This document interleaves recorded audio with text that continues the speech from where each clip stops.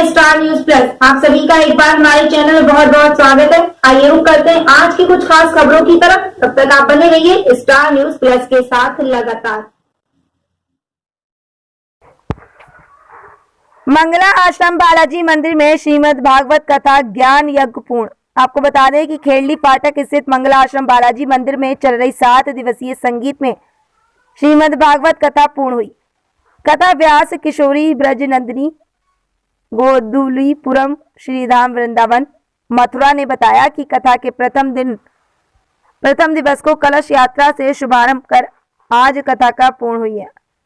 कथा व्यास ने इससे पहले 7 दिन तक कथा में महात्मा और सुखदेव जन्म, महाभारत, परीक्षित जन्म, कपिल भगवान, सती चरित्र, ध्रुव पहला चरित्र और वामन भगवान राम जन्म और कृष्ण जन्मोत्सव मनाया गया। कृष्ण बाल लीला और गोवर्धन महाराज की कथा सुनाई। महाराज की कथा उद्धव संवाद, कृष्ण रुक्मणी विवाह उत्सव, सुदामा चरित्र की कथा, 24 गुरुओं का वर्णन, परीक्षित मोक्ष और वह पूजन की कथा का श्रवणपान करवाया।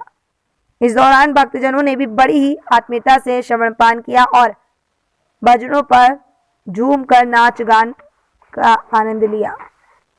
राजस्थान के कोटा से विजेंद्र सिंह दाइमा की खास रिपोर्ट।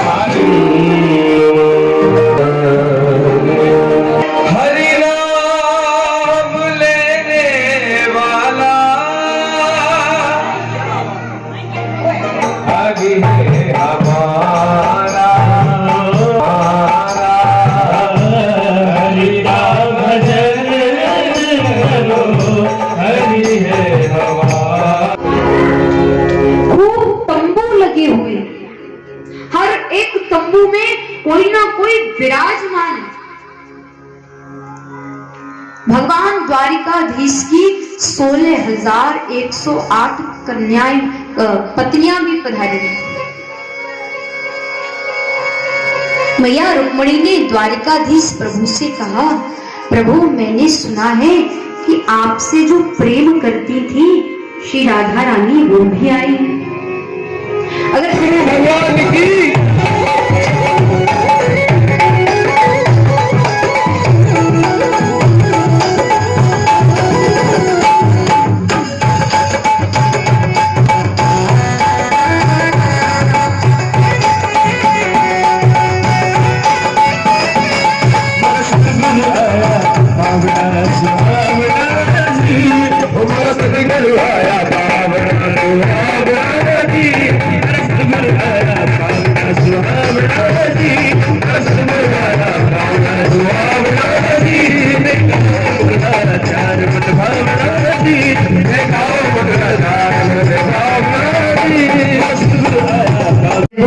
आगे बढ़ती जाएगी। अच्छा, कलयुग की आयु कितनी बताई हमने? परीक्षित जी अब तुमको बताना पड़ेगा। बताइए परीक्षित जी। परीक्षित जी के मन में विचार आ रहा है कि आपने हमको तो मोक्ष प्रदान कर दिया, अब हम क्या करें बताइए। अब हमको शरीर मरता है, आप अब कैसे हो गए कथा सुन के? जोर से बोलो। हाँ, अब लग रहा है ना कि कथा सुनाना ठीक रहा। सब अमर हो गए। किसी को कोई डाउट हो तो बता देना। अभी यही है। फिर से बारे में बताया। और कलयुग में अगर मनुष्य भगवान को प्राप्त करना चाहते हैं तो केवल उनको करना क्या है? कलयुग केवल सुमिर सुमिर नर। अरे ये तो नाम का कलयुग है महाराज। सतयुग त्रेता द्वापर में भजन यज्ञ तब करना पड़ता था, शरीर में दीमक लग जाती थी, तब जाके प्रभु दर्शन दे न दे कोई विश्वास नहीं। पर कलयुग में मात्र भजन करने से प्रभु मिल जाते। के साथ में सांझ के समय यमुना जी से कुछ दूरी पर बैठकर और अनेक वार्तालाप कर रहे हैं। क्यों? क्योंकि कई समय का बिछड़ाव था। इतने समय में तो बहुत सारी बातें करनी है हमको गोपियों से। गोपियां बलराम जी के साथ में खूब बैठकर विहार करती हैं। क्या हुआ? अचानक बलराम जी ने विचार किया, बहुत गर्मी है, क्यों ना स्नान किया जाए। तो बलराम जी ने यमुना मैया को आवाज लगाई, अरे यमुना, मुझे स्नान करना है, प्रकट हो जाओ। यमुना मैया ने सुना तो विचार किया, अगर ऐसे ही हम घर घर में जाके स्नान कराते रहे तो कोई हमारे पास नहीं आएगा। बलराम जी ने कई बार यमुना जी को आवाज लगाई, पर यमुना मैया वहां पे आई। क्रोध में आके बलराम जी ने कहा, अरे दुष्टा, तू मेरे बुलाने पे नहीं आई, तू मुझे जानती नहीं, मुझको देखकर अच्छे अच्छे कांप जाते हैं और तू मेरे बुलाने पे नहीं आई। आज मैं तेरे 100 टुकड़े कर दूं।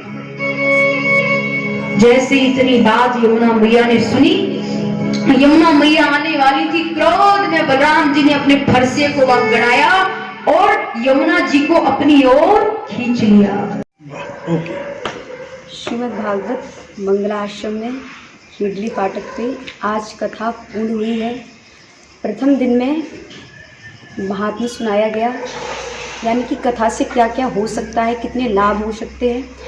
और द्वितीय दिवस में श्री सुखदेव जी का जन्म श्रवण करवाया गया, कपिलोपाख्यान श्रवण करवाया गया। तृतीय दिवस में सत्यचरित और चौथे दिवस में भगवान श्री कृष्ण की लीलाएं, पंचम दिवस में भगवान की दिव्य लीलाओं का वर्णन सुनाया गया।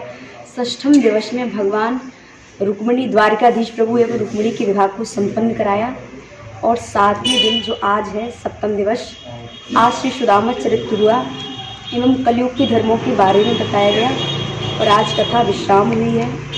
हिडली फाटक में कथा जो अभी पिछले 7 दिन से चल रही थी, बड़ा ही आनंद हुआ, क्योंकि यहाँ के जितने भी भक्त हैं, कथा सुनने का इनमें बहुत भाव है। तो कथा सुनाते समय लगा कि हाँ, कथा का प्रभाव यहाँ के सभी भक्तों पे पड़ा है। जय श्री कृष्ण। नाम किशोरी ब्रजनंदिनी जी।